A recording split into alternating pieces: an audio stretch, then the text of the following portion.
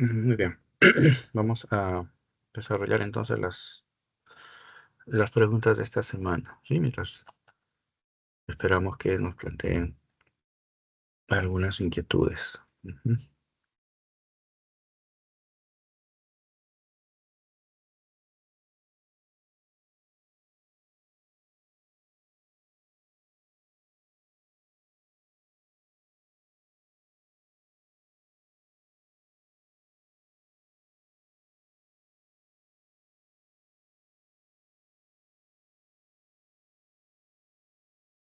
Muy bien. A ver, la primera pregunta, ¿no? En esta semana, como lo hemos estado viendo, estamos trabajando la última parte de la unidad número 1, ¿no? Que corresponde a la literatura universal.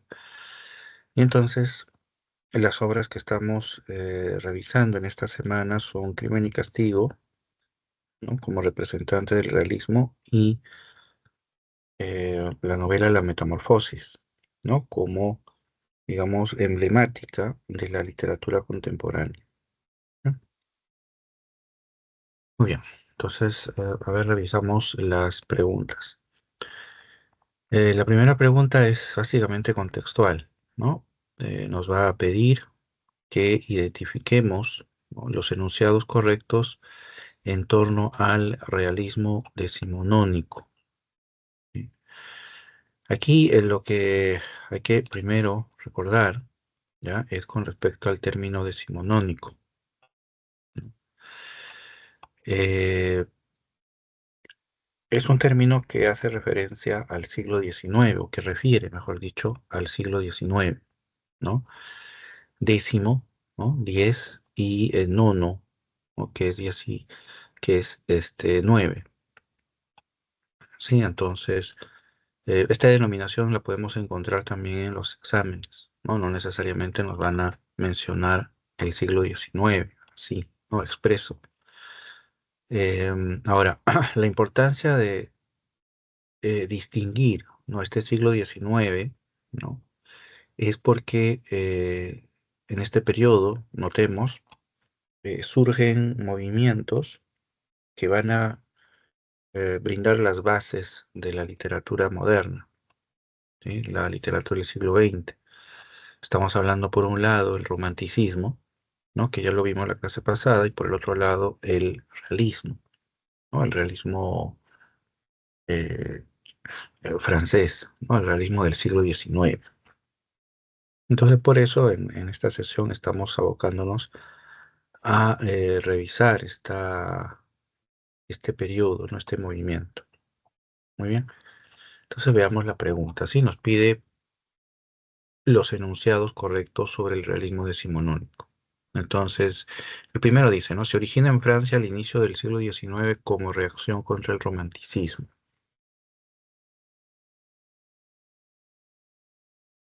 Acá siempre, ¿no?, les recomiendo analizar los enunciados, ¿no?, fragmento por fragmento, ¿no?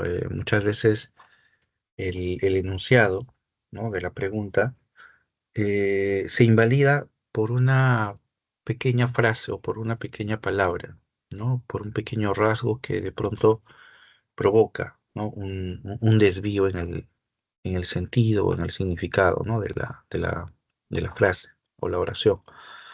Entonces aquí, por ejemplo, ¿no?, dice, se origina en Francia, ¿ya? Eso es cierto, se origina en Francia, de verdad, ¿sí?, al inicio del siglo XIX. Aquí, por ejemplo, ya tenemos un dato que no concuerda, ¿no? ¿Por qué? Porque la etapa, ¿no?, anterior, la del realismo, ¿no?, perdón, la del romanticismo, recuerden, se inicia a fines del siglo XVIII y se expande, ¿no?, a lo largo de Europa durante la primera mitad del siglo XIX, ¿no? Y ese romanticismo, en gran medida, ¿no?, inclusive, es el que nos llega a nosotros, ¿no? Pero a nosotros ya nos llega a mediados del siglo XIX, ¿no?, porque nos llega de manera tardía. Entonces, el predominio del romanticismo está en la primera mitad, ¿no? El realismo surge a mediados del siglo XIX y se va a extender en la segunda mitad de ese siglo, principalmente, ¿no? Entonces, aquí es donde eh, el enunciado es incorrecto, ¿no? Pero repito, ¿no? Por eso hemos ido analizando, ¿no? Fragmento por fragmento, ¿no? Porque, por ejemplo, el siguiente fragmento dice, surge, ¿no? Como reacción contra el romanticismo, ¿no? Eso es cierto, ¿no? En gran medida, ¿no? El realismo se va a plantear como una suerte de superación o de rechazo al modelo romántico, ¿no? Un modelo que se va a caracterizar sobre todo por su afán, ¿no? De subjetivismo, ¿no? Hay una intensidad por explorar esa dimensión interna, emocional, sentimental, ¿no? Ese mundo, digamos, em, que involucra muchas veces la fantasía, involucra lo sobrenatural, ¿no? Que es lo que al romanticismo lo atrae, ¿no? En cambio, el realista no, ¿no? El escritor realista, por el contrario, ¿no? Su mirada es o está dirigida al mundo exterior, ¿no? Al mundo objetivo, ¿no? Al mundo de la realidad, concreta, ¿no? Y ese es el punto, ¿no? Donde se distancia el realismo del romanticismo, ¿no? Entonces, el enunciado número uno es falso, ¿no? Como el enunciado número uno es falso, inmediatamente invalidamos la C, invalidamos la D, ¿no? Y nos queda la A, la B y la E. Entonces seguimos. Dos, dice, pretende alcanzar la objetividad a través de la descripción detallada de la realidad, ¿no? ¿El romanticismo pretende alcanzar la objetividad? Sí, no, eso es cierto, ¿no? Objetividad en el sentido de que su interés principal es ese mundo exterior, es decir, lo que está fuera del sujeto, ¿no? Lo que está fuera del sujeto es precisamente esa realidad, ¿no? Ese mundo, ese mundo objetivo, ¿no? A diferencia, vuelvo a repetir, del romántico, cuyo interés es el mundo subjetivo, ¿no? Es decir, el mundo interior, ¿no? Entonces, ahí sí es cierto esa parte de la premisa. Luego dice, ¿no? ¿Cómo pretende alcanzar el mundo objetivo? A través de la descripción detallada de la realidad, ¿sí? Ese es el recurso que va a emplear precisamente el realismo del siglo XIX. La descripción minuciosa, ¿no? La descripción minuciosa, ¿no? Es decir, em, se acerca el narrador, ¿no? Y describe de manera muy meticulosa, ¿no? Los ambientes, ¿no? No solamente los ambientes, digamos, los escenarios, por decirlo de alguna manera, ¿no? Sino también a los propios sujetos, ¿no? Sobre todo, ¿no? En cuanto a sus relaciones sociales, ¿no? Es decir, en cuanto a su conducta, en cuanto a sus costumbres, en cuanto a su entorno, ¿no? Recordemos, ¿no? Que el escritor realista no pretende explorar el mundo, digamos, íntimo, ¿no? Interior del personaje, sino trata de mostrárnoslo dentro de su ambiente, ¿no? Dentro de su grupo, dentro de su sociedad, dentro de sus costumbres, dentro de su época, ¿no? Entonces, para ello, ¿no? Para ello recurre a la descripción detallada, ¿no? Porque eh, claro, o sea, el romántico no quiere decir que no hable de la realidad, ¿no? Cuando hablamos de subjetivismo no quiere decir que no hable de la realidad, sino que cuando el romántico habla, refiere la realidad, lo hace desde su subjetividad, ¿no? Recordemos, por ejemplo, cuando Werther, ¿no? En las primeras páginas de la novela, ¿no? Las cuitas del joven Werther, cuando el personaje principal contempla la naturaleza, esa contemplación está, digamos, empañada, ¿no? Por la emoción, por la interpretación del personaje, ¿no? Y entonces Werther lanza expresiones como, ¿no? La naturaleza como una suerte de lugar protector, como una suerte de lugar de belleza, ¿no? De fuente de belleza, de frescura, ¿no? Entonces, ahí lo que encontramos es una interpretación de la realidad, ¿no? O sea, más que describir la realidad, esa, eh, ese fragmento, ¿no? Lo que está haciendo es develarnos lo que el personaje piensa sobre la realidad, ¿no? Entonces, eso es lo que nos muestra, por ejemplo, la narrativa romántica, ¿no? O sea, hablan, por supuesto, de la realidad, ¿no? Pero la interpreta, ¿no? La interpreta desde su subjetividad, ¿no? Y entonces por eso lo que leemos en Werther, repito, es una exaltación de la naturaleza, ¿no? Como un lugar de pureza, como un lugar de calma, como un lugar de paz, etcétera. En cambio, el realista, el escritor realista, ¿no? Trata de obviar esa mirada, esas interpretaciones, y por eso, para tratar de anular el subjetivismo, que siempre lo va a haber, ¿no? Porque al final el autor o el narrador es un punto de observación de la realidad, ¿no? Y en ese sentido es una perspectiva. Pero lo que trata de recrear el escritor realista es esa idea, digamos, de objetividad, ¿no? De descripción plena de la realidad, ¿no? Sin interferencias interpretativas o apreciativas, ¿no? Del sujeto. Entonces, ¿a qué recurre? A la descripción detallada, ¿no?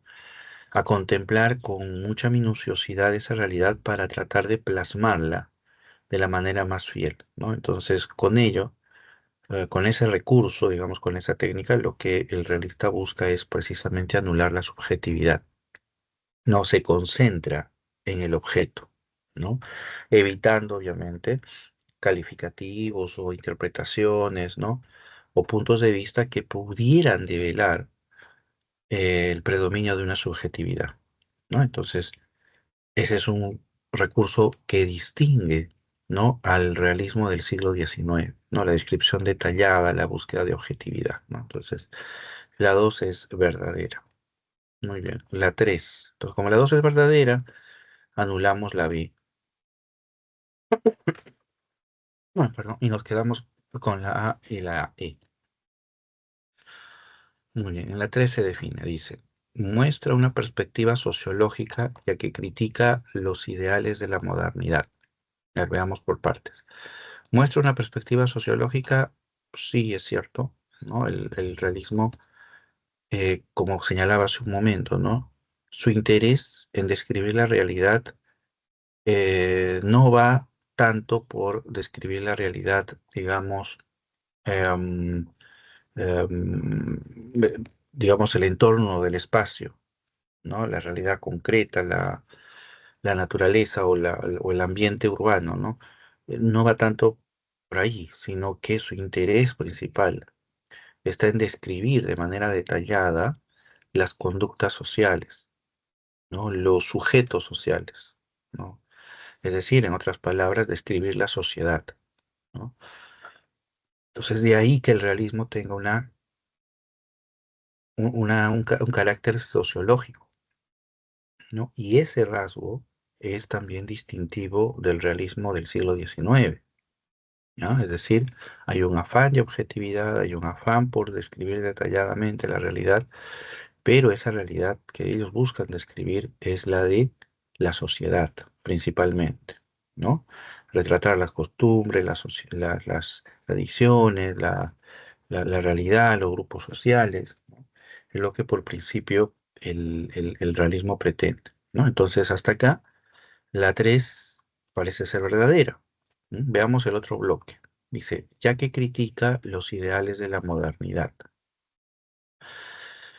Si tomamos esta frase, ¿no? Critica los ideales de la modernidad, refiriéndose al realismo, diremos que eso también es cierto, ¿no? El realismo, eh, como discurso artístico, tiene una postura crítica contra la modernidad, ¿no? Entonces, eso es lo que va a marcar también al realismo, ¿no? Al igual como el romanticismo en ese sentido, ¿sí? Eh, John, ¿qué tal? ¿Cómo estás? Bienvenido. Estábamos revisando las primeras preguntas de esta semana, ¿sí? Pero si tienes alguna duda, bienvenida, por favor, bienvenida a la pregunta. Puedes abrir tu micrófono si deseas o también puedes Buenos plantear días, por profesor. el chat. Buenos días, John. Sí, ¿Cómo se llama? No tengo una duda en particular en las preguntas de esta semana, pero he venido practicando también con preguntas de la pre ujú. anteriores a este ciclo y tenía una duda en una pregunta. No sé si me podría ayudar para mandártela por el chat. Por supuesto, por supuesto. Envíalo por el chat. Ya, a ver, envíalo.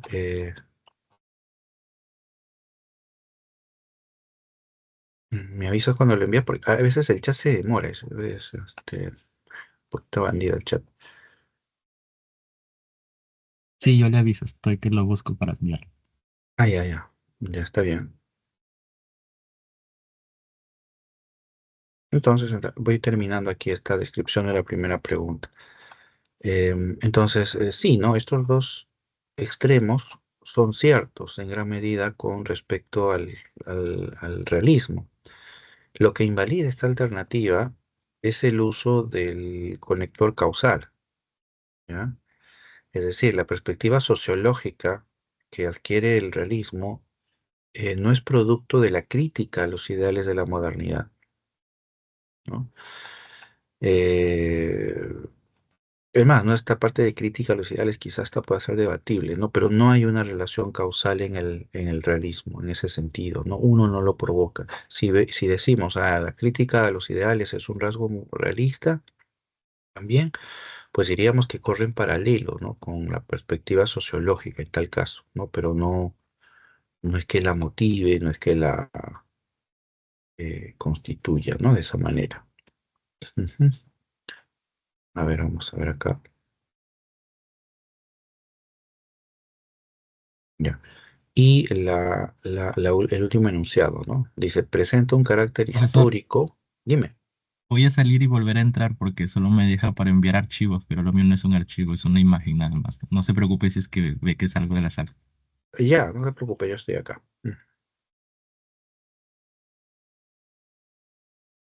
Ya, entonces, el cuarto enunciado, ¿no? Dice, presenta un carácter histórico porque cita el pasado para contextualizar el relato, ¿sí? Este es otro punto, por ejemplo, en el que eh, también, ¿no? También, digamos, podemos, o es necesario hacer una precisión, ¿no? Uno, el realismo tiene un carácter histórico, sí. O sea, tiene una mirada hacia el pasado, ¿sí? Hacia la historia, ¿no? Porque a través de ese recurso, y ahí viene el causal, ¿no? Eh, le permite, ¿no? Contextualizar o explicar o interpretar el presente, ¿no?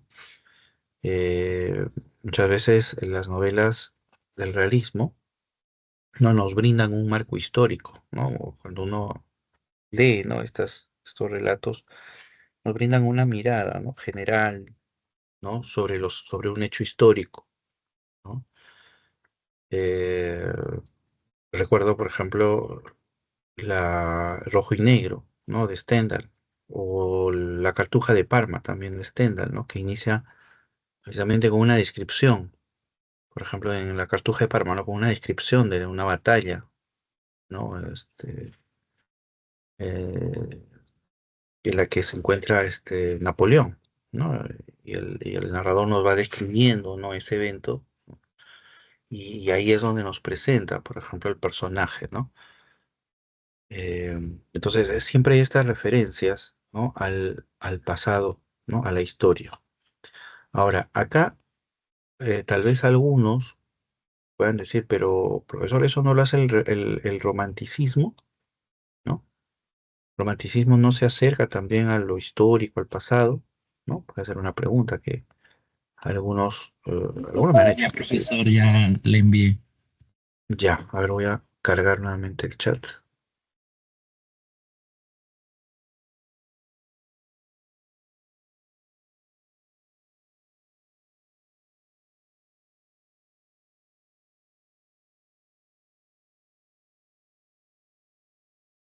Ya, voy a esperar porque no me aparece todavía. Entonces ahí en un ratito le llego. Sí, ese es el... Acá te comparto. Ahí puedes ver mi... Es una historia esto, ¿no? En mi chat todavía no entra. Ya, voy a seguir entonces hasta que llegue. A ver. Es una pregunta de qué ciclo te ubicas. Y Tal mal vez no lo tengo. recuerdo del 2020. Ah, es antigua. Sí, Ya. es sobre la tragedia griega y había otra también que trataba sobre las cuitas del joven Werther, que también Ya. es de ese mismo ciclo. Ay, ay, ay. A ver, vamos a esperar.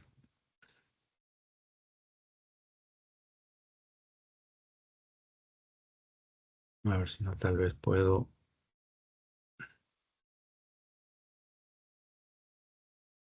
Profesor, hay una Dime. consultante en lo que le llega también. En la parte de Romeo y Julieta, en la obra Ujú. nunca se especifica cuál era el motivo principal de los pleitos entre los Montesco y los Capuleto, ¿verdad? Eh, um,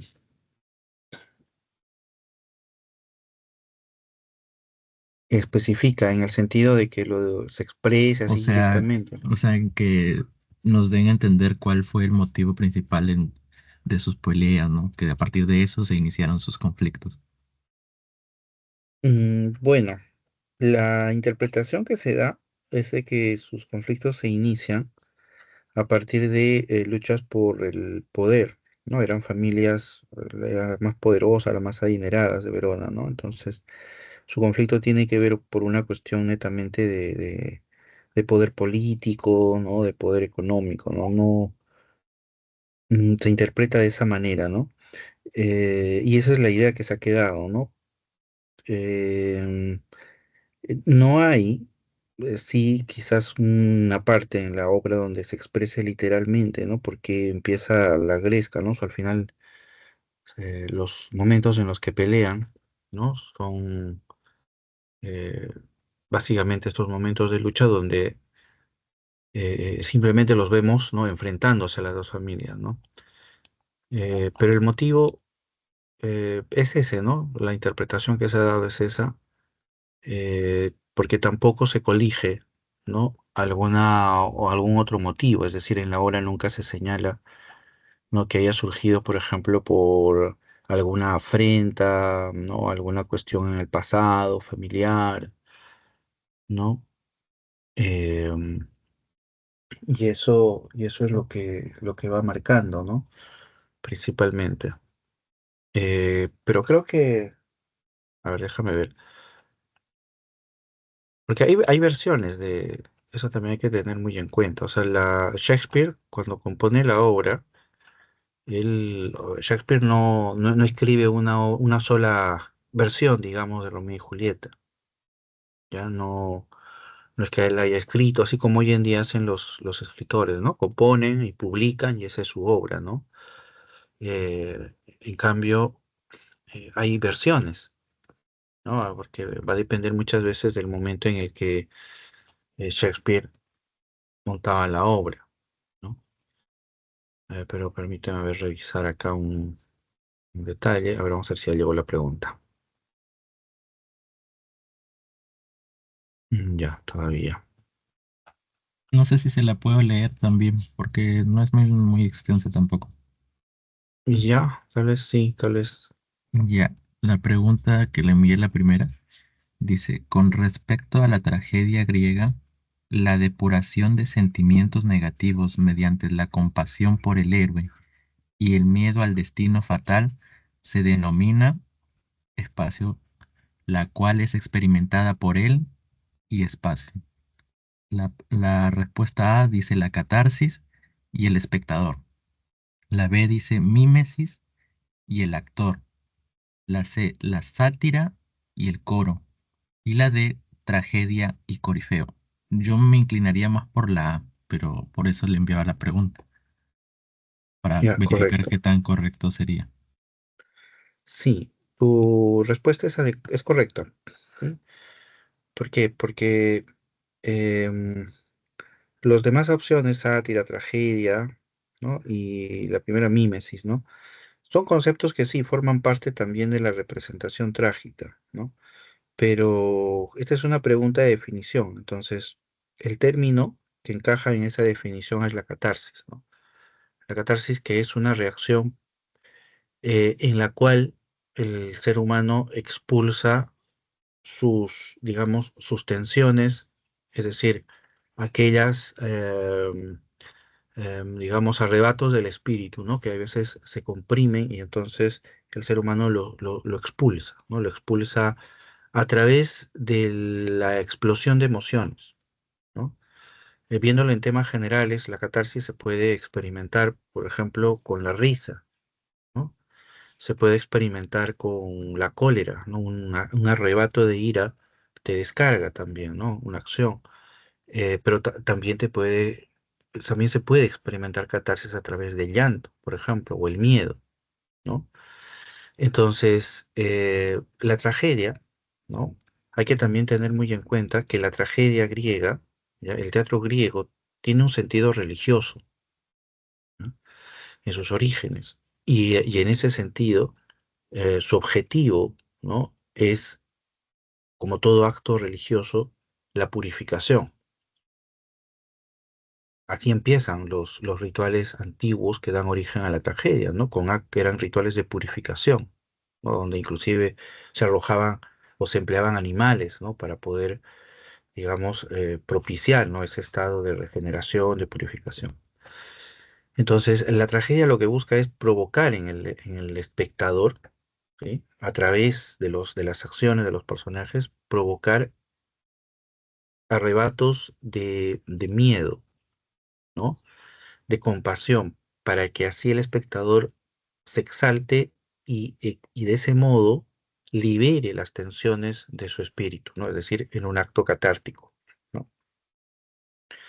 Eh, en la época en la que se suele describir, ¿no?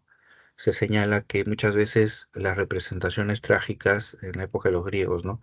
Eran tan extremas, ¿no? Que el público literalmente se volcaba en llanto, ¿no? Se exclamaba, ¿no? Era un arrebato de explosión de emociones, ¿no? En el momento, digamos, más intenso de la obra, ¿no? ¿No? Edipo descubre, ¿no? Que se ha casado con su madre y matado a su padre. Entonces, ese momento, ¿no? Era donde el público era sugestionado y entonces los arrebatos, las emociones explotaban en el público, ¿no? Y eso provocaba la, la catarsis, ¿no? Que era el objetivo principal de la representación trágica, porque vuelvo a repetir, ¿no? Es un acto religioso, ¿no? Y yo siempre lo comparo para entender la naturaleza, por ejemplo, con los oficios religiosos de hoy en día, ¿no? Cuando uno va a una iglesia, ¿no? A una misa, todo el proceso, toda la ceremonia tiene también ese objetivo, la purificación del individuo, ¿no? Todo el ritual, ¿no? Uno va a la misa desde que uno entra a expresar sus culpas hasta el final cuando uno, purificado, ¿no? Va y recibe la hostia, por ejemplo, ¿no? Entonces hay un proceso de purificación, igual, ¿no? En el mundo griego, en ese sentido religioso, es el objetivo, ¿no? Y por eso la catarsis es digamos, el rasgo más distintivo y más importante de la representación trágica, ¿no? Y Claro. como ya lo vengo señalando, pues afecta al espectador directamente, ¿no? Ese era su objetivo. Ujú. Profesor, y la parte de la mímesis, creo que decía, sí, mímesis, ¿qué es eso? Ya. Ya. La mímesis, creo que se menciona en el libro La mímesis es un término, ¿no? Que tiene que ver con la capacidad de reproducir la realidad, ¿no? Mímesis nos da origen a la palabra mimético, ¿no? Cuando dicen se mimetizó, ¿no? Es como esos, esos animales, ahorita el camaleón, ¿no? Que cambia de colores, ¿no? Entonces, el camaleón se mimetiza con su ambiente, ¿no? ¿Por qué? Porque por ejemplo, se adapta y cambia, ¿no? Entonces, mímesis tiene que ver con imitación. tiene que ver con representación. Entonces, desde los antiguos, digamos, estudiosos de la poesía y del arte, adjudicaron al arte, ¿no? Este rasgo fundamental, ¿no? Todo arte es mimético, ¿no? Porque todo arte busca representar la realidad, ¿no? Parte de ese principio, ¿no? De una u otra manera, ¿no? Es decir, no hay representación artística que no busque representar la realidad, ¿no? Uno dirá, pero profesor, y los libros de ciencia ficción, ¿no? Los libros de ciencia ficción, ¿no? Donde ponen monstruos, nos ponen cosas ¿no? inimaginables. Claro, pero esos elementos son al final también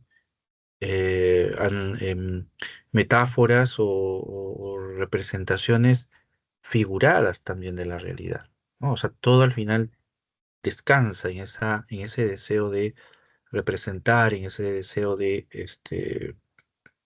referirse a la realidad, ¿no? Entonces, a eso se refiere el término mímesis, ¿no? El arte es mimético, ¿no? El arte habla de la realidad, busca representar la realidad. Ujú. Esa es la idea. Bueno, eran dos preguntas. Sí, sí, dime. Sí, ahí también la otra, ahí sí la iba a leer. Pero en esta pregunta que me acaba de explicar sí marqué bien, porque sobre todo con la primera parte que dice la depuración de sentimientos negativos, de ahí como que me incliné por catarsis. Ujú. Claro, Marqué ujú, bien, sí. menos mal. Sí. Y de ahí está esta que es de las cuitas del joven Berta. Dice, aquí me encuentro perfectamente. La soledad de este paraíso es un precioso bálsamo para mi alma. Y esta estación juvenil consuela por completo mi corazón, que con frecuencia se estremece de pena. Cada árbol, cada planta, es un ramillete de flores y siente unos deseos de convertirse en abeja, para revolotear en esta atmósfera embalsamada y sacar de ella el necesario alimento. ¿Cuál es el tema desarrollado en el fragmento citado de la novela de las cuitas del joven Werther, de Goethe? A. La vida burguesa en el campo. B. El despertar del deseo amoroso. C. La idealización de la naturaleza. D. La marginación del romántico. Yo en esa marqué la idealización de la naturaleza. Ujú. Claro. No, está muy bien, porque uno, vemos que en el fragmento eh, el narrador habla claramente del paisaje, ¿no? Habla del entorno, que en este caso es un ambiente, ¿no? Natural. Y es más, ¿no? Hasta ahí estamos con la naturaleza, ¿no? O sea, el tema es la naturaleza. ¿Cómo vemos la idea de idealización, ¿no? El ideal es aunque bueno, suene un poco redundante, ¿ya? El ideal es una idea trascendente, ¿no? Una idea que surge como una aspiración, ¿no? Es trascendente y se vuelve como una suerte de meta, ¿no? De objetivo, ¿no? El ideal. Entonces, cuando el romántico idealiza la naturaleza, no solamente la describe, sino que la describe como un lugar perfecto, como un lugar donde él aspira, ¿no? A alcanzar y convivir, ¿no? Porque no olvidemos que el objetivo principal del romántico es su mundo interior, ¿no? Es decir, entonces cuando habla el romántico de la naturaleza, es porque esa naturaleza expresa o esa naturaleza concuerda con su mundo interior. Ahí es ese punto de idealización romántica de la naturaleza. Y en el fragmento que tú has leído, por ejemplo, hay dos pasajes ahí que van en ese sentido, ¿no? Cuando él dice de que ese lugar es, lo parafraseo, ¿no? Que ese lugar es un lugar donde él puede vivir su soledad, ¿no? Y ahí, por ejemplo, encontramos un tema romántico que es el individualismo, ¿no? El romántico se aleja de la sociedad, ¿no? Se distancia de una sociedad que el romántico considera degradada, Entonces el romántico en sus aspiraciones de alcanzar lo superior y lo ideal, por ejemplo aquí en el fragmento que has leído, lo encuentra en la imagen de la naturaleza, ¿no? Por eso él entiende esa soledad, esa individualidad de la naturaleza, ¿no? Entonces ahí hay un punto, por ejemplo, de idealización. Y el otro aspecto de la idealización es cuando él, de forma alegórica, ¿no? Habla de la abeja, ¿no? Como una abeja que le gustaría vivir en ese ambiente, ¿no? Entonces, a tal grado llega la identificación e idealización del sujeto, es decir, de su mundo interior con la naturaleza, que él claro, todo figurativamente, ¿no? Que él se transforma en abeja, ¿no? O sea, la imagen de la abeja es ese deseo del romántico de unirse a la naturaleza, ¿no? De encontrar ese espacio ideal donde él se integra a la naturaleza, ¿no? Entonces, ahí lo que representa esa ideal, digamos, es la abeja, ¿no? Metafóricamente hablando. Entonces, Claro, yo ahí encontramos, por también, ejemplo, ajá, claro, o sea, yo también ahí me guié porque dice que él quería convertirse en la abeja, de ahí hablaba sobre los ramilletes, y entonces como que se inclinaba más por eso, porque las otras claves, por ejemplo, el despertar del deseo amoroso no tenía nada que ver con el fragmento. ujú, La marginación del romántico tampoco. Y después la vida burguesa en el campo tampoco. Y la única que quedaba era la idealización de la naturaleza. Porque los otros no tenían que ver nada con el fragmento. claro, no tenían que ver nada, ¿no? Ahí, tal vez inclusive también una pequeña aclaración ahí, ¿no? Que tú te has dado cuenta muy bien, ¿no? Pero, por ejemplo, ahí en el fragmento habla de su soledad, ¿no? Se identifica con la naturaleza por su soledad, ¿no? Y ahí hay un término en las alternativas que dice marginación, ¿no? Entonces, claro, el romántico se distancia de la sociedad, pero no porque sea marginado.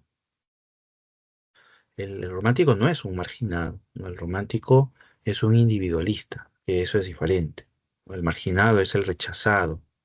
El marginado tiene una connotación negativa, minusvalorada, ¿no? Es decir, al marginal se lo denigra. En cambio, el romántico no. El romántico es el que actúa en realidad en cuanto rechaza a la sociedad, ¿no? Entonces ahí también hay una gran diferencia, ¿no? Sí, justo me ha llegado tu pregunta. Me llegó la pregunta sobre la catarsis. Mira, Sí, sobre lo que te como eso 30 tengo minutos pendiente. después. Sí. Y profesor, aquí también había otra pregunta, pero Ujú. es sobre, ¿cómo se llama? Sobre la metamorfosis de Frank Kafka, que también es lo que estamos llevando esta semana. Sí, Y, y se la voy a leer. Pero esta creo que sí estuvo un poquito más fácil, ¿no? Porque dice, pero Gregorio no permanecía parado. Ya sabía desde el primer día de su nueva vida que el padre, con respecto a él, solo consideraba oportuna la mayor rigidez. Y así corría delante del padre.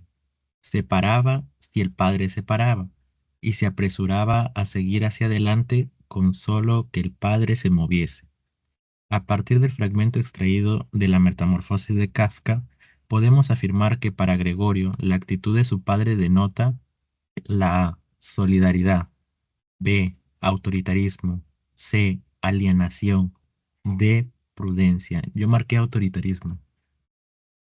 claro, ¿no? Porque em, ahí la relación que se está estableciendo cuando se describe en el fragmento es una relación de poder, ¿no? Porque él realiza la acción en imitación a lo que el otro hace, ¿no? Entonces, si el otro hace A, él lo tiene que hacer A. Si el otro hace B, él tiene que hacer B.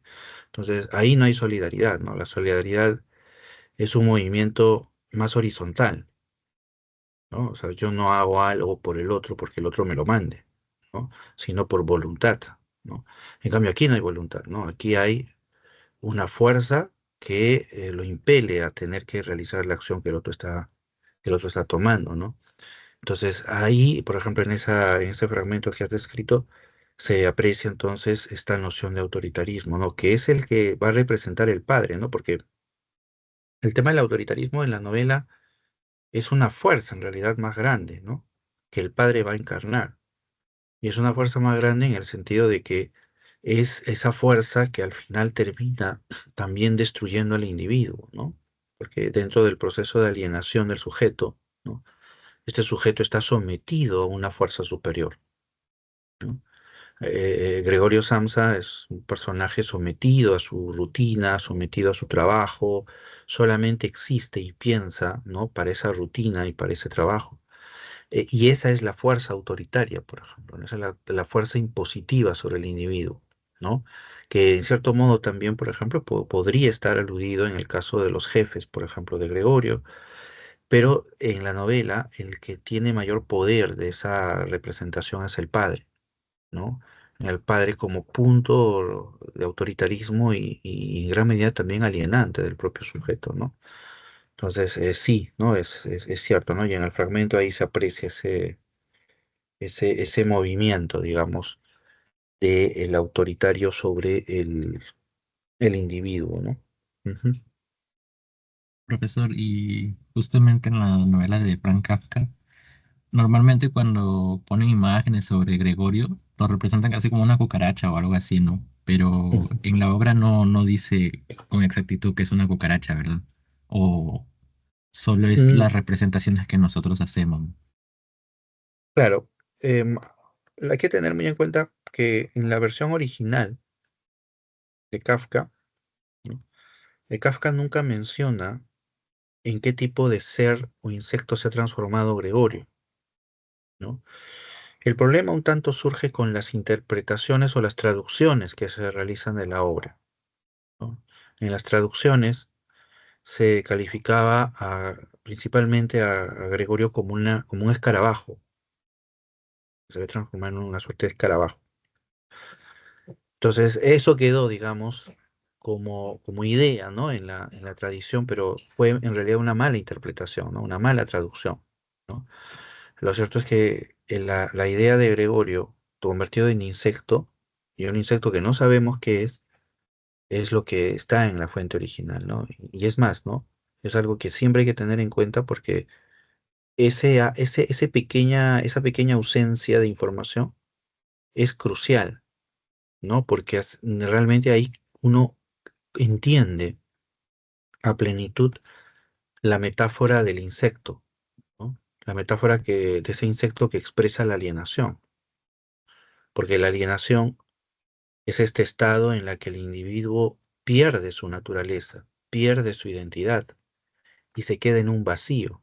Es decir, es una suerte de incógnita, es una suerte de oscuridad, ¿no? No se sabe qué es, ¿no?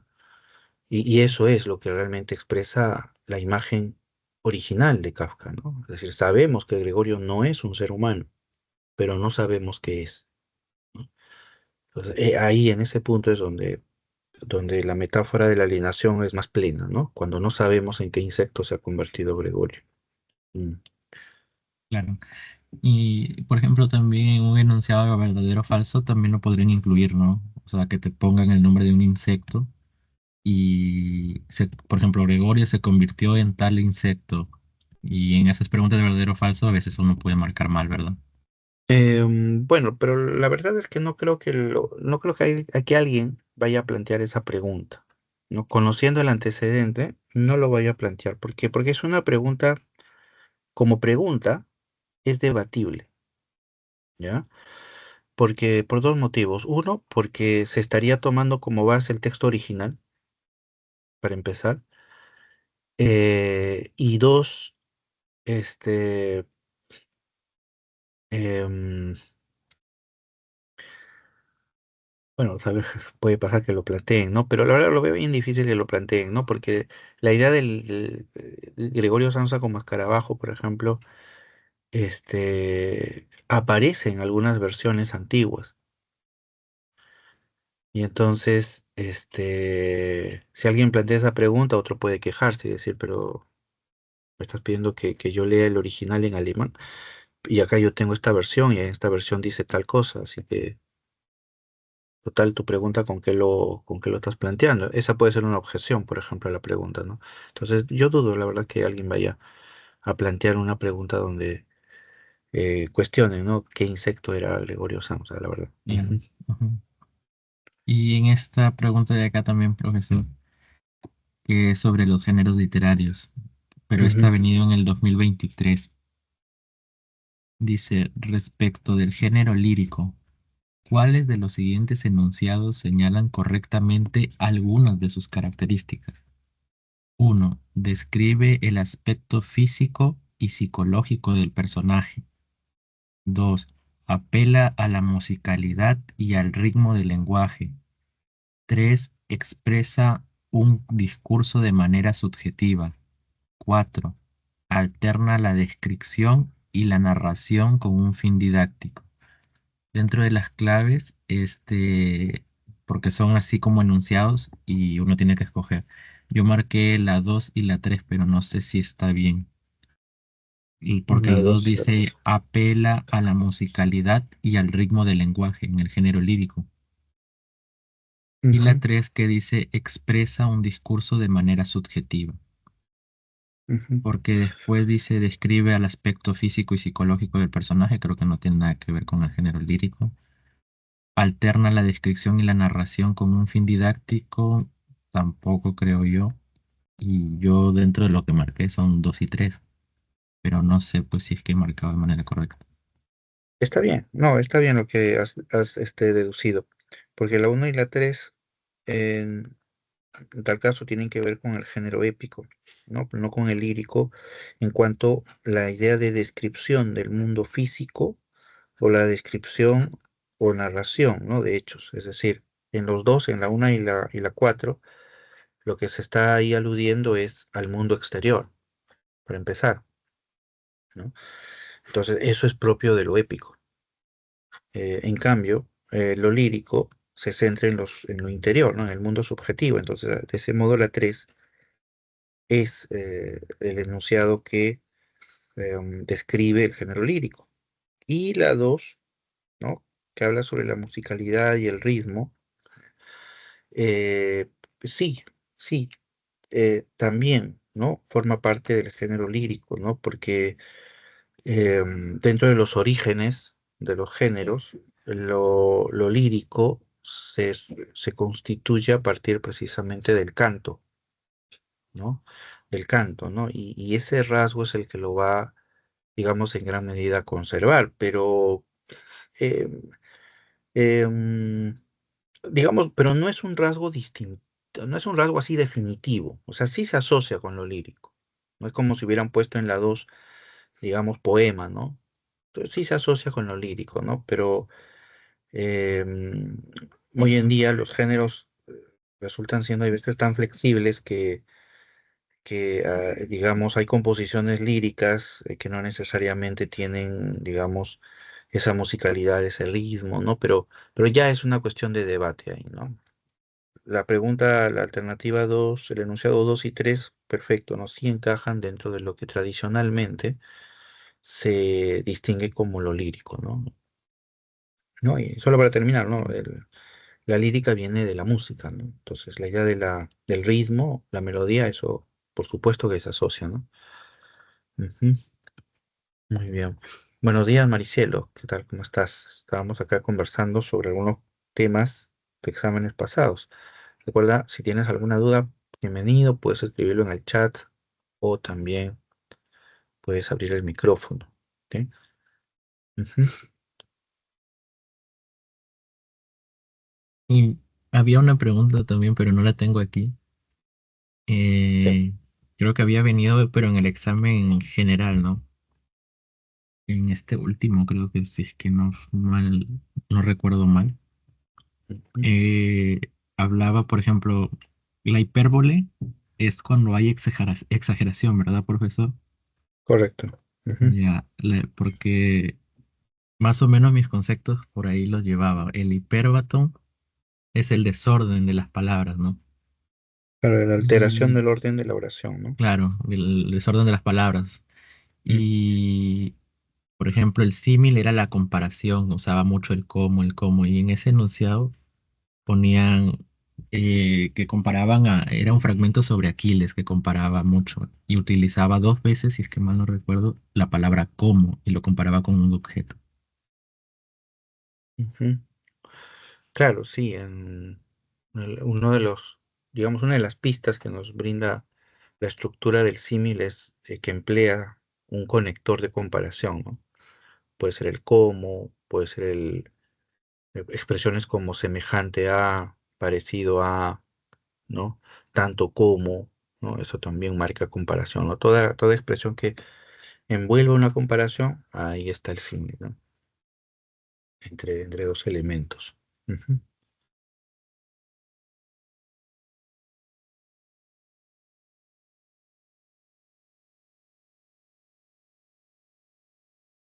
Muy bien,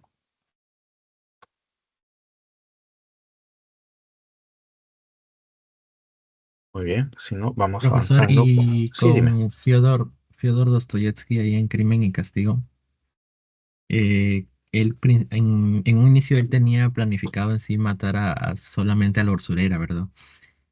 Pero en la obra también después dice que apareció su hermana y también la mató, pero no estaba Ujú. dentro de los planes de él matar a su hermana de la usurera. Ajá, Y correcto, sí. también una deducción se podría que si es que no hubiera matado a su hermana, él hubiera estado más tranquilo o no se puede deducir eso también. No, Si es que no sí, hubiera pasado eso. eso es parte eso es eso es parte del planteamiento de toda obra literaria, ¿no? La posibilidad de inferir ideas o acciones paralelas, ¿no? De eso se trata precisamente la lectura literaria. Y claro, ¿qué hubiera pasado si él no hubiera matado a Elisabetta? Bueno, hay varios motivos de por qué, digamos, surge este tormento en Raskolnikov, ¿no? Porque recordemos que tan solo al día siguiente del asesinato, ¿no? Además, esos momentos posteriores al asesinato, Raskolnikov ya siente el peso del crimen que ha cometido, ¿no? Al día siguiente se despierta después de una noche de pesadillas, hay esta suerte digamos, de delirio, de sensación de persecución, ¿no? eh, de tormento que la atraviesa. Y describo esta situación porque él en ese momento digamos, no sabía quién era exactamente Elisabetta, ¿ya? Él la mata, sorprendido porque no apareció de pronto, pero el momento en el que, digamos, él se perturba por haber matado a Elisabetta, es cuando se entera que Elisabetta era amiga o conocida o muy cercana a Sonia, porque Sonia le cuenta, ¿no? Y es más, ¿no? Sonia le explica a Raskolnikov que Elisabetta era una mujer buena, ¿no? Era una mujer buena y es más, ¿no? Le había regalado a Sonia un crucifijo que ella llevaba y Sonia inclusive repudia, ¿no? El asesinato, ¿no? Que algo así como que quién habrá sido, qué monstruo habrá sido el que la ha matado, ¿no? Siendo ella tan buena. Entonces, ahí es donde, sobre todo en Raskolnikov, surge, ¿no? En el caso de Elisabetta está, digamos, este remordimiento, ¿no? Y ni siquiera remordimientos, porque Raskolnikov no siente tanto arrepentimiento de lo que ha hecho a lo largo de gran parte de la novela, ¿no? Sino lo que él siente es una suerte de, digamos, de desazón porque no le salió bien el plan. Sí, permítame la coloquialidad. Sí, sí, porque él simplemente quería ir y matar a Leon y ya está, ¿no? Pero al final ese hecho también a él lo perturba, ¿no? Porque no era lo que él había pensado. Y eso es parte de los conflictos, ¿no? Pero, pero repito, ¿no? Raskolnikov tiene otros elementos que también van apuntando, ¿no? al tormento que él padece, ¿no? Uno es, por ejemplo, el juez Petrovich, ¿no? Que lo va a empezar a, digamos, a atormentar también a Raskolnikov, porque si bien al comienzo Petrovich no sospechaba de Raskolnikov, después, y por culpa del propio Raskolnikov, después Petrovich ya llega a tener inclusive hasta la certeza de que Raskolnikov era el asesino, ¿no?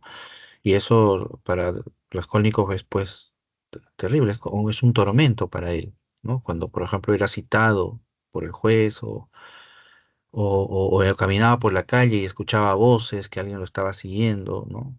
Lo cual además era cierto, ¿no? Eh, no, es ese tipo de situaciones, ¿no? Que son los que van ahí, digamos, moviendo, ¿no? Al personaje, ¿no? Y el otro elemento es Sonia, ¿no? Sonia también va a contribuir digamos, al tormento del personaje, pero no porque ella lo provoque, sino porque Sonia le da a Raskolnikov, digamos, una alternativa, ¿no? Le da a Raskolnikov una alternativa, ¿no? Que es la fe, ¿no? Y eso es lo que a Raskolnikov también lo mueve, ¿no? Y lo que más adelante lo va a llevar a entregarse a la policía, inclusive. Ujú. Entonces, Profesor, hay sí. otra duda también, porque cuando estaba en mi clase ahí con el profesor, lo mencionó nada más que dice que había también un personaje que se había declarado culpable antes de que Rodión, este, ya tuviera la intención de entregarse a la policía y decir que él en realidad la había matado, ¿no? Y había Ujú. cometido ese asesinato. ¿Y ese personaje de dónde salió o se explica Ya. así en la obra? Claro, lo que pasa es lo siguiente. Cuando Raskolnikov mata a Leona, ¿no? Ingresa a la casa, roba, ¿no? Toma ahí algunos dinero y joyas. Y Aliona vivía como en un cuarto piso, tercer piso. Eran como departamentos, ¿ya? Unidos por escalera, una escalera externa. Y entonces, cuando sucede todo, Raskolnikov siente que están subiendo. Entonces Raskolnikov desciende un piso y debajo del piso de la casa de Aliona había una casa con las puertas abiertas porque dentro estaban pintando, estaban arreglando. Y entonces Raskolnikov, como los demás estaban subiendo, él se esconde detrás de la puerta de esa casa, ¿no? Donde estaban bueno, no estaban los pintores porque se habían ido a almorzar. Y entonces suben, pasan hasta la casa de Aliona y él sale y se va, ¿no? Lo que pasa es que en ese momento donde él se esconde, se le cae un reloj, ¿no?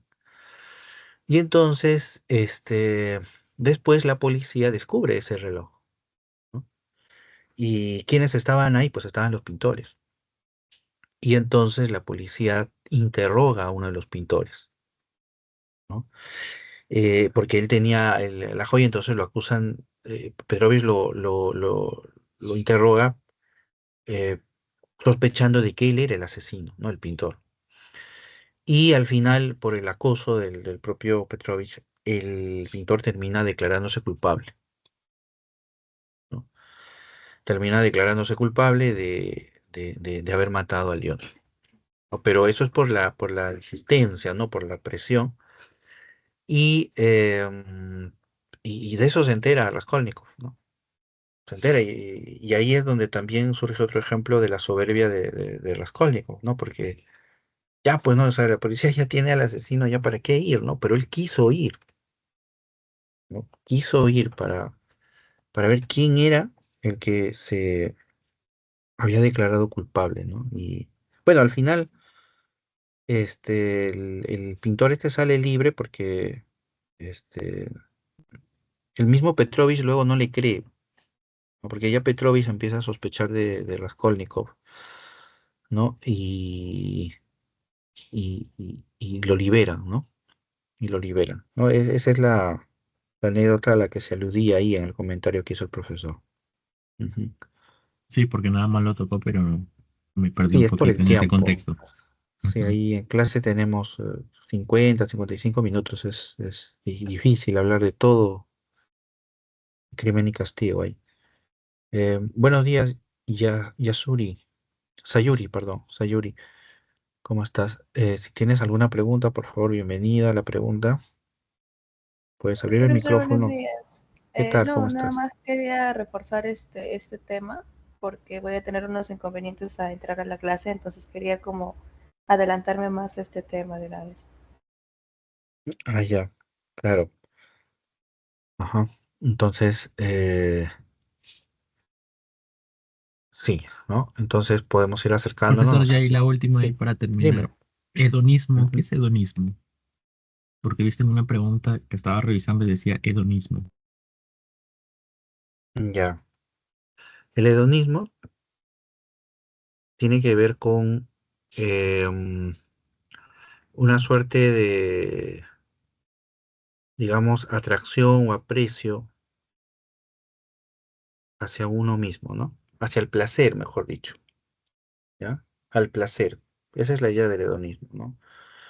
O sea, es decir, el sujeto busca el placer, ¿no?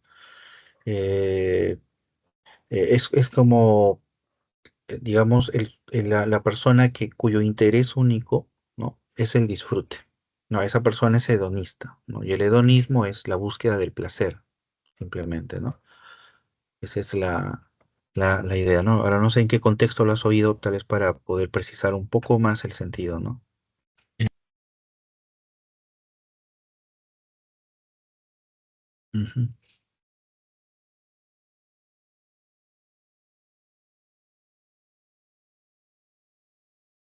Ya, muy bien.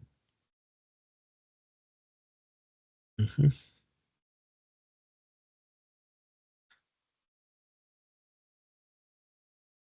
Ya, muy bien. Entonces, no sé si hay alguna otra pregunta. Eh, Sayuri, me decías que como una suerte de, digamos, de acercamiento, ¿no? Al tema de esta semana. Sí, profesor. Ya,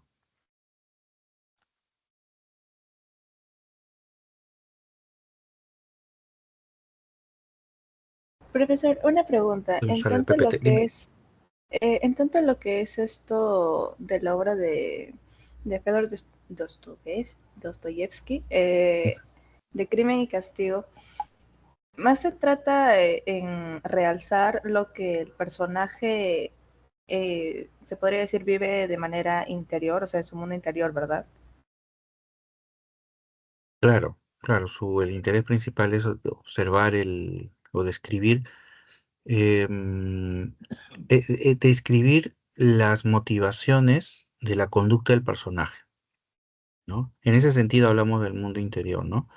Porque no lo confundamos con, por ejemplo, el romanticismo que también tiene digamos, una atención por el mundo interior, pero ahí se acerca más a la idea de la subjetividad, del subjetivismo, de la idea del sentimiento, la emoción, la imaginación, ¿no? En cambio, en el caso de Dostoyevsky, él tiene una atracción por describir ese mundo, digamos, de ese mundo psicológico, ¿no? Ese mundo donde se exploran las conductas del personaje, ¿no? Eso es lo que principalmente busca apuntalar el autor. Acá, por ejemplo, Perfecto. Gracias. podemos hacer un pequeño resumen de la semana, ya voy a ser muy puntual. Y si tienes alguna duda, por supuesto, bienvenida, ¿no? El tema de esta semana es el realismo y la literatura del siglo XX, ¿no? Centrándonos en dos autores, en realidad, ¿no? Dostoyevsky y Kafka, ¿no? Y sus dos novelas representativas. Y el primer tema que se trató es el del realismo, ¿sí? En el realismo se mencionan dos cuestiones básicas que hay que tener muy en cuenta cuando hablamos del realismo, ¿no? La primera es que se trata de un movimiento, ¿ya? Que surge a mediados del siglo XIX y surge contra el romanticismo. ¿ya? Surge contra el romanticismo. ¿Por qué surge contra el romanticismo? Porque el realismo va a buscar la representación de la realidad, pero de manera objetiva, es decir, busca calcar esa realidad lo más fiel posible, ¿no? Y esto es debido a que los escritores del realismo tienen un interés en captar y comprender la realidad de la época, ¿no? Es decir, una realidad que se está transformando de manera muy intensa, ya es una nueva realidad. Entonces el escritor quiere capturar esa realidad y quiere capturarla con toda crudeza, ¿no? Con toda naturalidad. Por eso va a apelar a la descripción detallada, minuciosa de esa realidad, lo que lo lleva, ¿no? A plasmar esa realidad con objetividad. Entonces, ahí tenemos dos rasgos que marcan el realismo, ¿no? La objetividad y la descripción detallada. Y aquí hay otro rasgo que también forma parte del romanticismo, ¿no? Cuando habla de representar los ambientes sociales, el contexto histórico y las conductas y vivencias de los personajes, ¿no? Este factor es el factor sociológico, ¿no? El romántico, perdón, el realista tiene un interés en describir la sociedad de la época, ¿no? Y comprender la sociedad de la época, ¿ya? Porque vuelvo nuevamente a lo que señalaba hace un momento, ¿no? El realista, el escritor del realismo, está atravesando cambios profundos a nivel social, a nivel político, económico, cultural, o sea, son cambios estructurales. Entonces, el escritor del realismo es el que registra, es un testigo de esos hechos. Y por eso trata de recrearlos de manera clara, detallada, objetiva, y trata de brindarnos una comprensión sociológica de esa realidad, ¿no? Eso es lo que distingue al realismo del siglo XIX, ¿no? Su objetividad, su descripción detallada y su sentido sociológico, ¿no? En su mirada. Estos son algunos autores, ¿no? Que son representativos. Entre estos destaca Gustavo Flaubert, ¿no?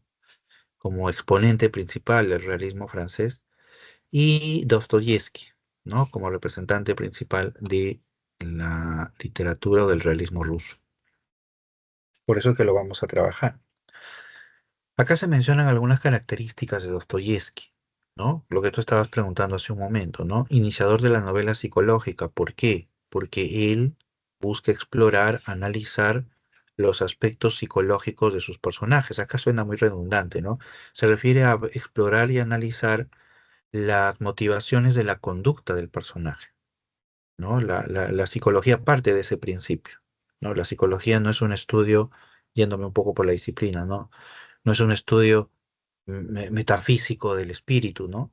Sino es un estudio que busca explicar causas, ¿no? Y esas causas son las que repercuten en la conducta. Esa es la idea de la psicología, ¿no? Entonces, lo que hace Dostoyevsky es tratar de explorar qué es lo que motiva al personaje a tomar las decisiones o las acciones que al final realiza, ¿no? Por ejemplo, en el caso de Crimen y Castigo, ¿no? En Crimen y Castigo, lo importante no es que Raskolnikov mate a la usurera, sino lo importante es saber por qué lo hace, ¿no? Uno dice que lo hace porque la quiere robar. Ya, pero lo que pasa es que Raskolnikov mata a la usurera, le roba, sí es verdad, pero no emplea ni un centavo de lo que él robó, no lo gasta. Entonces, ¿para qué la mató? Entonces, ahí es donde la novela nos lleva a explorar precisamente esas motivaciones de la conducta, ¿no? Ahí es hacia donde se centra. Entonces, por eso hablamos de novela psicológica, de análisis profundo de la realidad, ¿no? Tendencia a lo dramático, ¿no? Eh, Se refiere, recuerden, al diálogo, ¿sí? Acá la palabra se está refiriendo al género. Y entonces aquí se está mencionando la idea del diálogo. ¿Qué es lo que sucede? En la obra, por ejemplo, Crimen y Castigo, hay extensos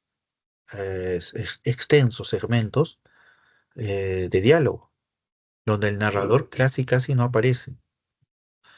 Ya ese es un punto, ¿no? Distintivo, ¿no? Que marca una gran diferencia en las novelas de Dostoyevsky. Y segundo, es que ese diálogo no es superficial, sino se trata de un diálogo que toma las riendas del desarrollo de la trama, del desarrollo de la historia. Ya no se trata solamente de un diálogo que caracterice a los personajes, que es, digamos, la función particular del diálogo, ¿no? Sino que a través del diálogo se desarrolla la historia, ¿no? Que es lo que nos plantea el género dramático, ¿no? Cuando uno va a ver una obra teatral, la historia que se nos muestra la llegamos a conocer por la acción de los personajes y el diálogo que realizan. Entonces, ese es el mismo principio, ¿no? Entonces, por eso hablamos de un carácter dramático en la obra de Dostoyevsky.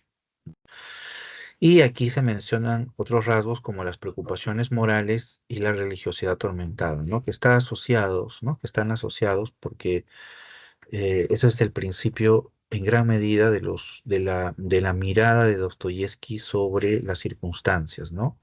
La moral y lo religioso, ¿no? Que inclusive, en el caso de lo religioso, se va a convertir en un factor.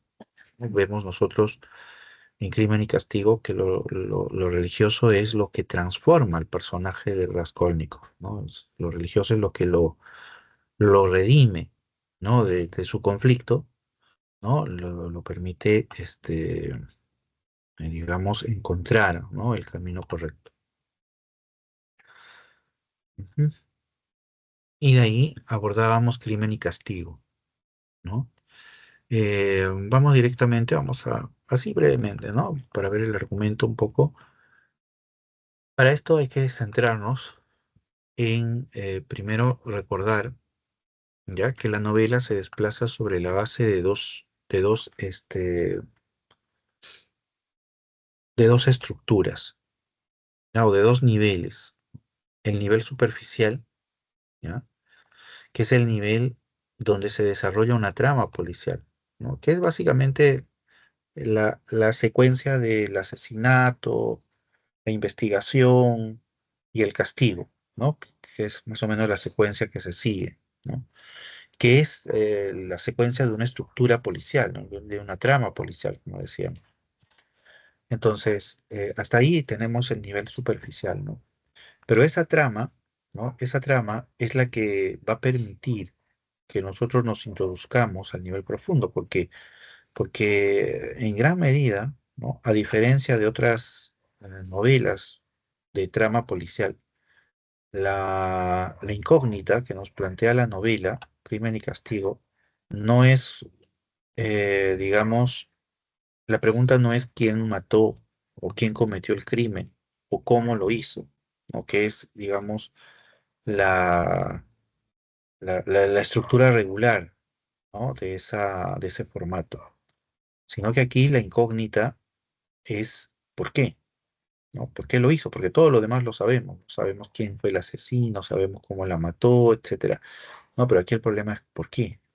¿No? Y como lo estábamos señalando hace un momento, ese por qué va mucho más allá del robo, ¿no? Hay cuestiones muy internas del personaje que son los que propician, ¿no? Al final la acción que él va a tomar.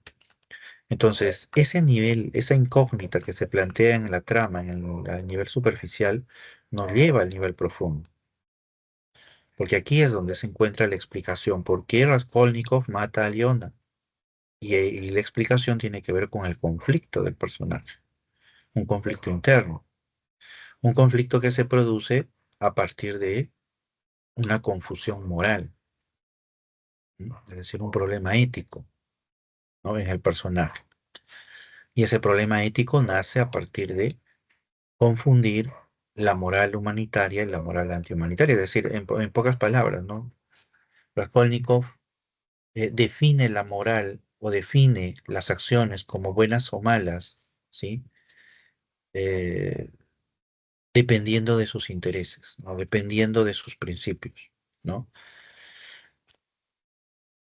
La moral humanitaria aquí, ¿no? La podemos describir nosotros como una moral que actúa sobre la base del bien ajeno, es decir, lo digo así rápidamente, ¿no? Una persona que realiza, por ejemplo, una acción como prestarle abrigo, brindarle comida a alguien que no lo posee, entonces está realizando una buena acción porque está beneficiando al otro. Si yo le robo a esa persona, estoy cometiendo una mala acción porque estoy dañando a la otra persona, ¿no? Ese es el principio de la moral humanitaria, ¿no? El otro, ¿no? El prójimo, ¿no? En cambio, la moral antihumanitaria tiene como principio el yo, o sea, no el otro, sino mi punto de vista, mi interés, ¿no? Y entonces yo juzgo lo bueno o lo malo en función de mi perspectiva, ¿no? De mi razonamiento, ¿no? Se trata de una moral intelectualista, de una moral racionalista, pragmática, ¿no? Que condiciona, ¿no? Lo bueno y lo malo en función de mis intereses. Entonces, vemos que aquí tenemos dos maneras distintas de comprender el bien y el mal. Y eso es lo que precisamente no solamente va a motivar el asesinato de Raskolnikov, ¿no? El asesinato de Aliona, ¿no? Por parte de Raskolnikov, sino que también va a provocar la culpa que va a atormentar al personaje. Claro, porque ¿por qué Raskolnikov mata a la usurera? Vamos por el argumento, y así un poco rápido. Porque la mata porque quiere ayudar a su familia, en principio, ¿no? Raskolnikov, ya, a ver, por parte mejor. Raskolnikov quiere robar a la usurera, ¿ya? Quiere robarle. ¿Y por qué quiere robarle? Porque quiere ayudar a su familia, ¿no? El dinero. Entonces ahí Raskolnikov parte de un principio humanista, ayudar al otro, ¿ya? Pero ese acto de ayudar lo lleva al crimen, el robo, ¿ya? Y considera entonces el robo como un acto legal por la finalidad que le está dando, ¿no? Eh, y el asesinato, de igual manera, ¿no? Raskolnikov va a matar a la usurera convencido de que está haciendo un bien a todos, ¿no? Porque la usurera es considerada por varios como como un bicho, como un ser nocivo a la sociedad. Y entonces Raskolnikov, cuando va a la casa de la usurera llevando el hacha, va precisamente convencido de que tiene que matarla. Y eso es lo que hace, ¿no? La mata, creyendo, convencido de que está realizando un bien, que está ayudando a los demás. Muy bien, pero después del crimen, la culpa es lo que va a atormentar a Raskolnikov, porque la culpa, esa culpa también, ¿no? Va a ser fruto precisamente de su confusión moral. Eh, Hace un momento comentábamos, ¿no? Hay varios factores que van a contribuir en el proceso de tormento de Raskolnikov y su posterior entrega, ¿no? Pero básicamente hay tres factores, ¿no? Uno es Petrovich, el juez, que lo persigue, que lo acosa y que inclusive, ¿no? Le hace ver a Raskolnikov que sabe que él es el asesino. Y eso es lo que atormenta a Raskolnikov también, ¿no? Le produce hasta delirios, lo escucha en la calle, escucha que lo llaman, que lo acusan, ¿no? Piensa que cada vez que va a hablar con Petrovich o lo cita a Petrovich es para encarcelarlo. Entonces, Raskolnikov vive, ¿no? Enfermo precisamente de esa angustia. Otro de los motivos por los cuales Raskolnikov se llega a entregar a la policía es por, eh, o mejor dicho, el tormento, ¿no? Es por Aliona, ¿no? ¿Qué sucede? Ustedes recuerdan bien, ¿no? Cuando Raskolnikov mata a la usurera, Aliona, por su hermana, perdón, ¿sí? Aparece la hermana de Aliona, que es Lisabeta, ¿no? Y cuando Raskolnikov va a escapar, se topa con Elisabetta y la mata, ¿no?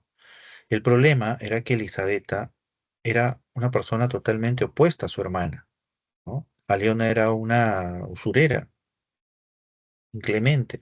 En cambio, Elisabetta era una mujer muy cristiana, ¿no?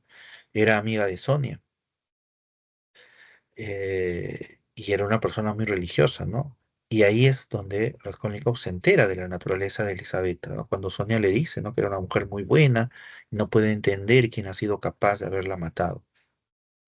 Entonces, eso va a provocar en Raskolnikov también un enorme sentimiento de frustración, ¿no? Porque es- se supone, para empezar, ¿no? Que él únicamente iba a matar a Leona por ser nociva. O sea, esa es la acción, ¿no? La mato y estoy haciendo un bien porque estoy liberando a la sociedad de un ser nocivo. Pero al matar a Lisabetta, ¿cuál era la finalidad? De matar a una persona que era buena. Entonces, eso es lo que va a provocar en Raskolnikov el tormento, que lo va a llevar a sentir la culpa, el sentimiento de culpa, ¿no? Y eso es lo que ya en ese punto va a contribuir con el personaje que luego se entrega, ¿no? A la policía, porque em, Raskolnikov, ¿no? Em, ustedes recuerdan, él creía que era una suerte de ser extraordinario, ¿no? Un ser que estaba más allá de todo, de toda justicia. Y entonces Raskolnikov ve que él experimenta, ¿no? Esta sensación de culpa y se da cuenta con ello que él no es pues el hombre extraordinario que creía ser, ¿no? Y esa sensación es lo que al final lo frustra y lo lleva a entregarse, una de las motivaciones, ¿no? Que lo llevan a entregarse a la policía. Y la otra, ¿no? Ya para terminar con esta parte de Raskolnikov, y la otra es la Sonia, ¿no? Quien lo convence a Raskolnikov de entregarse a la policía, ¿no? Sonia le hace ver a Raskolnikov lo beneficioso del arrepentimiento, ¿no? Pero la necesidad, ¿no? De tener que pagar la culpa, ¿no? Para poder resarcirse, ¿no? Entonces, por eso es que lo le dice, ¿no? Que se entregue a la policía, ¿no? Que pague sus delitos, que pague su culpa, ¿no? Que es la única manera de poder encontrar la paz que busca, ¿no? Y eso es lo que va a llevar a Raskolnikov a tener que entregarse a la policía, ¿no? Muy bien, entonces hasta acá un pequeño repaso de la primera gran parte de la semana. No sé si hasta aquí hay alguna pregunta, alguna duda. Ahí veo a Julián Wilson, buenos días. Mason también, buenos días. No sé si tienen alguna pregunta, alguna duda. Puede ser también sobre semanas anteriores, sobre otras preguntas de exámenes. Sí, profesor, buenos días. Le mandé una pregunta al chat, si me podía aclarar. Eh, ya, a ver, voy a ver si... Ya, lo que pasa que hay un problema con el chat, que me envían preguntas y aparecen 20, 30 minutos después. O sea, ahorita, por ejemplo, no puedo ver tu pregunta. Eh, no sé si tal vez, aunque tal vez no la puedas leer, no sé si hay otra Y manera. a ver si le llega un mensaje, lo voy a intentar mandar directamente a usted, así que a ver si le A llega. ver, envíamela a mí directamente, si no. A ver, un ratito.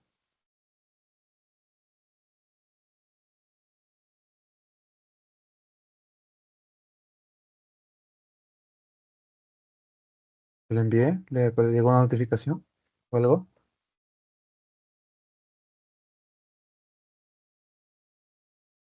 Creo que sí.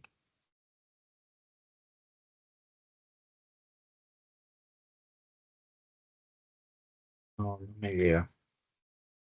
Voy a... Aquí estoy compartiendo pantalla completa, ¿ya? Y el Ah, chat. sí, no, no le sale, es verdad. Qué extraño. Profesor, y si me hace clic a mí, por ejemplo, como queriéndome escribir, tal vez se abre su chat ahí. Dale clic derecho en mi usuario y le va a salir como un tipo de chat. Ahí, creo. Acá, a ver. Ah, no, eso es para silenciarme. No. Les. Entonces, se lo comento nomás. Pero mi duda era que si las obras teatrales de las tragedias eran con fines de lucro o no. Ah, ya. No, no eran con fines de lucro. Sí intervenía gastos, ¿no? Porque al final había que pagar implementos, ¿no? Actores inclusive, ¿no? Pero digamos, la finalidad de la representación trágica no era, ¿no? Para ganar dinero, ¿no? Era básicamente como una suerte de ritual, de tradición, porque el trasfondo de la actividad teatral o trágica era lo religioso, ¿no? Era un, El Corega entonces se encargaba de financiamiento nada más, no, no había otro fin aparte de eso. claro, no, no, no, eso no, era el financista, ¿no? Es el que corría con los gastos de todo, ¿no? Eh, es como hoy en día salvando las distancias, ¿no? Es como cuando hacen las fiestas patronales, ¿no? Siempre hay un padrino, ¿no? Que es el que paga y solventa toda la fiesta, ¿no? Igual era el colega, ¿no? Y eso no involucraba que él ganara algún dinero extra, ¿no? No, era financista, ¿no? Ah, entonces era un evento público, se podría decir. Claro, era un evento público, ¿no? Yo te pregunto, profesor, ¿en qué épocas del año se hacía? Porque la pregunta decía, estas obras teatrales solo se significaron durante la primavera. Ujú. Claro, ¿Eso es verdadero o falso, profesor? eso es verdadero, ¿no? Claro, ahí hay que marcar una pequeña diferencia, ¿no? Se registran dos grandes eventos, ¿no? Las grandes dionisiacas, que son estas donde se representaban las obras trágicas, ¿no? Y se desarrollaban al inicio de la primavera, pero eso hay que tener en cuenta, ¿no? Es la primavera del hemisferio norte. Entonces, es entre fines de marzo e inicios de abril, ¿no? Que ese era más o menos el periodo. Y las otras actividades eran las leneas, ¿ya? Que eran o las dionisíacas urbanas, que eran espacios donde se representaban, pero se representaban comedias, ¿no? Las grandes dionisíacas eran básicamente las tragedias, ¿no? Las que se representaban. Ah, entonces Ujú. no necesariamente solo en la primavera, porque dice Claro, pero era el solo en evento la principal, primavera. era el evento principal, ¿no? Porque se involucraba con Dionisos, dios de la naturaleza, y entonces la primavera como momento de regeneración de la naturaleza era muy simbólico, ¿no? Entonces por eso en ese periodo se representaban estas obras que, repito, giraban en torno a la imagen de Dionisos, ¿no? Ujú. Ah, entiendo, pero entonces no hubiese clave A ver, pero en ¿cuál es las alternativas. O sea, el primer enunciado dice, el coro está conformado por varios participantes de cada corifeo. Eso es ya? verdadero. Según dice, la tragedia excluía a las mujeres, sus papeles eran interpretados por hombres. Eso también es verdadero. Ya la tercera es que si se hacía solo en primavera.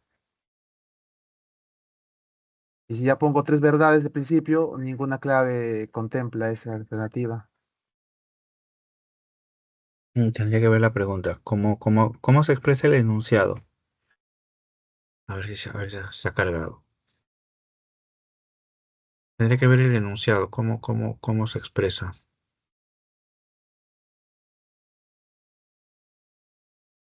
Porque en A el Sutil, enunciado te profesor, a dice, Sutil no le llega ni una notificación. ¿puedes creerlo? Mira, creo que estoy compartiendo pantalla completa, ¿no? Justo me he olvidado. Sí, sí, Y ya no, y no me estoy. aparece. O sea, es Es loco. mágico. No entiendo por qué. Sí, no, sí me llega, pero me llega como 20, 30 minutos después. Ah, Sí, porque por ejemplo, mira, yo cierro y mira, aparece acá un botoncito rojo. Esa es la indicación de que ah, alguien me ha sí, enviado que mensajes, ¿ya? Pero yo abro y no hay mensaje. Mm, entiendo. Es espectacular. ¿De qué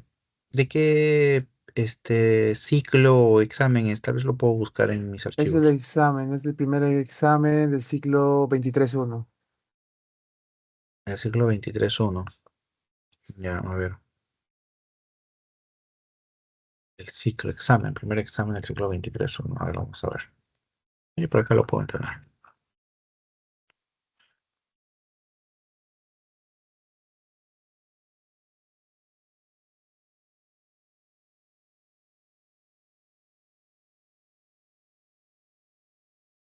A ver, creo que acá lo tengo.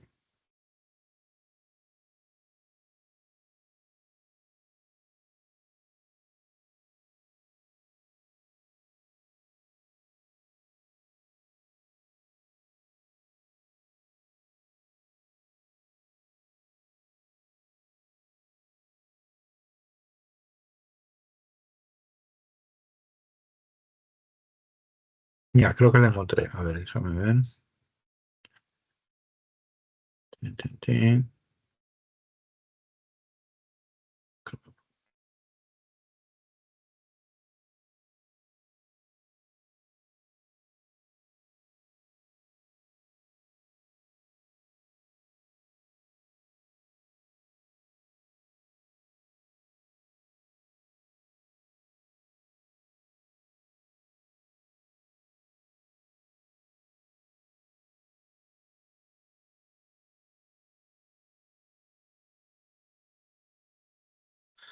Ya, ya, claro, ya. Ay, bueno, ahí tienes tú la pregunta, acá también la estoy viendo.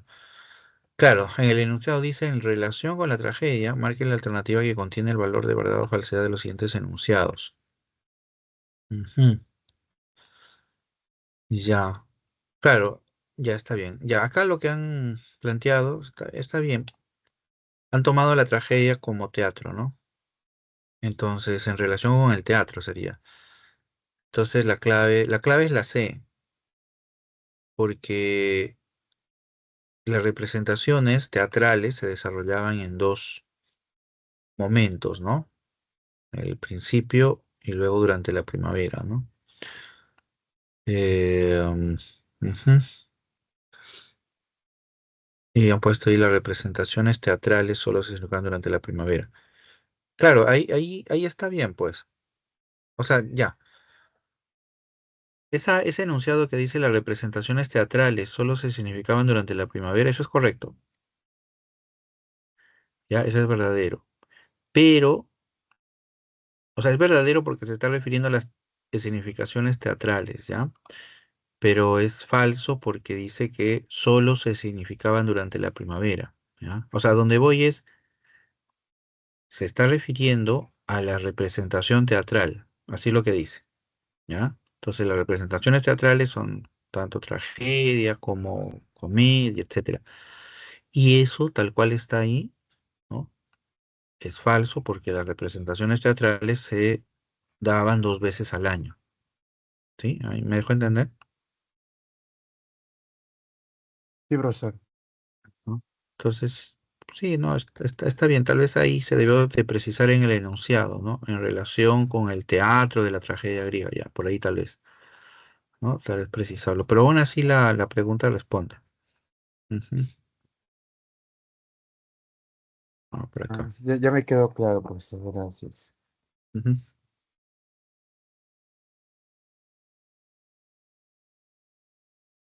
Muy bien. Profesor, una pregunta, una última Dime, pregunta. De la semana 3 de los ejercicios, la pregunta 3, ¿por dime. qué el Ujú. último enunciado era falso? No recuerdo bien. Ya, a ver, voy a descargar la semana 3. Ahí está. Ujú. Está compartiendo su pantalla, no lo puedo ver, profesor. Sí, ahorita voy a compartir, justo Ay, acá ay, está. gracias. Ya está. La pregunta 3 me dices, ¿no?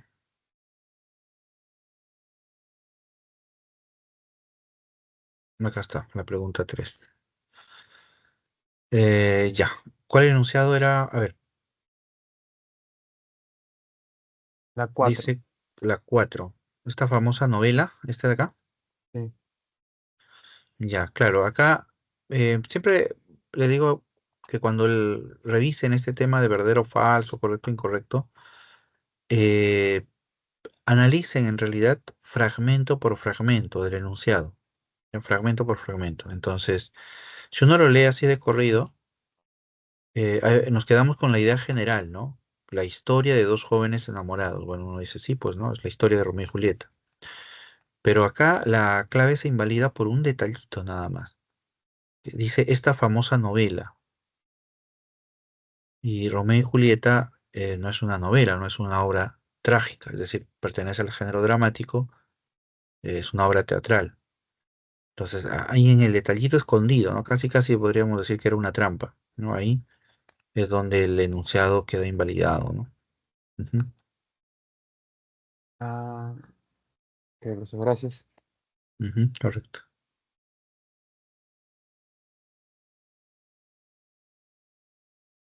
Muy bien.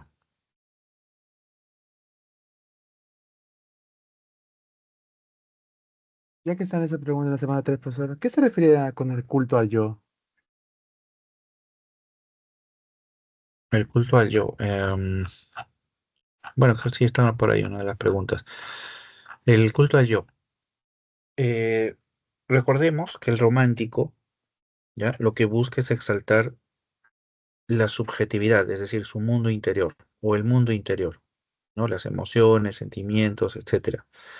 En ese sentido, exalta su naturaleza, ¿ya? O sea, la subjetividad se caracteriza por ser individual, ¿ya? Es decir, mi subjetividad, tu mundo interior son diferentes a los demás, entonces es individual. Entonces, cuando el romántico exalta su mundo interior, está exaltando su yo, ¿ya? Su identidad, su individualidad, ¿no? Y eso, ¿no? Para él es una norma, ¿ya? Es decir, es una acción suprema, es su objetivo principal, ¿no? Werther en una de las secuencias de la novela, reniega de las personas que son, voy a usar así este adjetivo, son pedantes, ¿no? Es decir, las que muestran lo que no son, ¿no? Y lo hacen, en el caso de Werther, era en una fiesta donde se topó con varias personas que hablaban, ¿no? De manera intelectual, digamos, pero de manera muy superficial, ¿no? Y entonces a Werther, a Werther detestaba, ¿no? Esa imagen y él rechaza, ¿no? Esa actitud y dice, ¿no? Ellos querrán demostrar mucho lo que saben, pero lo que yo pienso, ¿no? Solo yo lo conozco y eso es lo importante, ¿no? Más o menos eso es lo que dice Werther.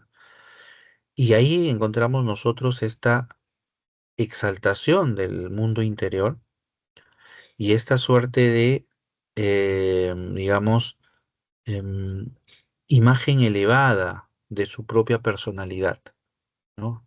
Hacia eso va el romántico, ¿sí? A eso le llamamos el culto al yo. El romántico exalta su mundo interior, ¿no? El romántico convierte su propia interioridad en una imagen superior, ¿no? Ah, Superior no en el sentido egoísta o egocéntrico, ¿no?